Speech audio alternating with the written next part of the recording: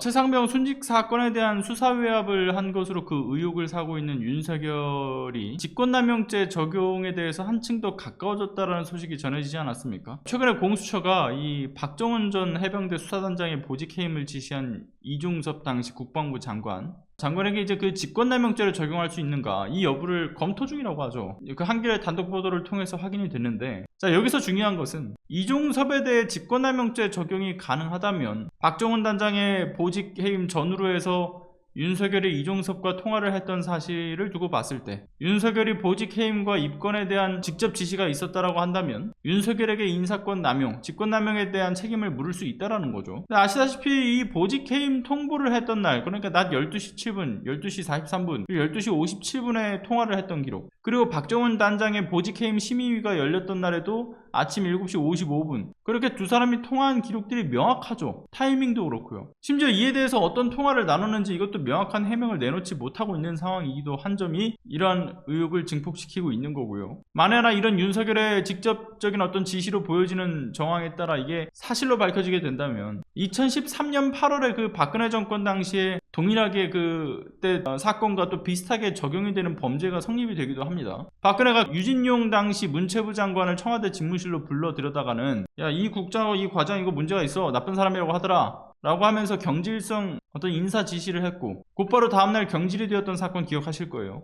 이에 대해서 국정농단 수사 특검팀이 박근혜에 대해서 그 직권남용 및 강요 혐의를 적용하지 않았습니까? 그렇게 1심, 2심에서도 모두 유죄 판단을 내렸고요.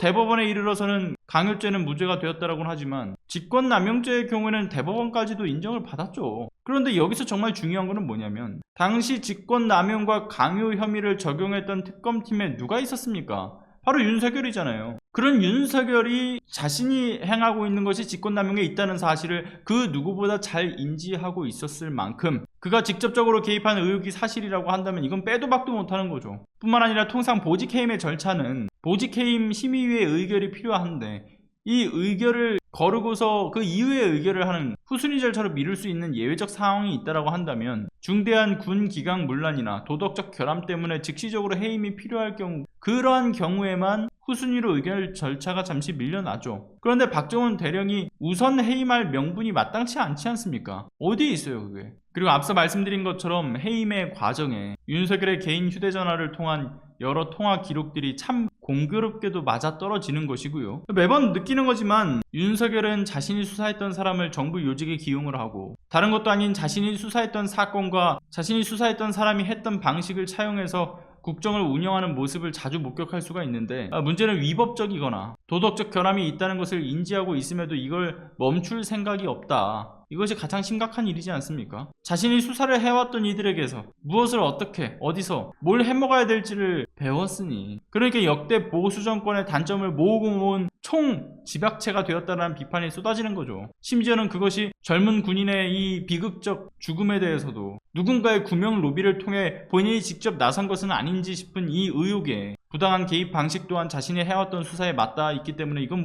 너무나 노골적이지 않은가 싶습니다. 아무튼 참 잔인한 현실입니다. 최상병 순직 사건도, 그리고 윤석열이 대통령이라는 사실도 끔찍한 일이죠. 이 정권 하에서 끔찍한 참사가 반복될 것이라는 예견, 무려 대선 후보 때부터 줄곧 지적받아 왔던 것인데 지금이 도대체 몇 번째입니까? 이 정권의 폭주 기관차를 멈추지 않는다면 그렇게 또다시 들이박힐 상황에 놓이는 것은 나 자신이 될 수도 있고 또는 우리 가족이 될 수 있다는 점이 가장 두려운 점 아니겠습니까?